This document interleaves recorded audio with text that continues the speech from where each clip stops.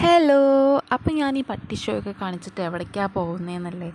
ഞാൻ ആദ്യമായിട്ട് സർക്കസ് കാണാൻ പോവുകയാണ്. അതിൻ്റെ ഒരു എക്സൈറ്റ്മെൻറ്റിലാണ് ഇങ്ങനെ പോണത്. നല്ല മഴക്കാറുണ്ടായിരുന്നു കേട്ടോ. നമ്മൾ ഈവനിങ് ഷോയ്ക്കാണ് പോയത്, എന്നാലും നല്ല മഴക്കാറുണ്ടായിരുന്നു.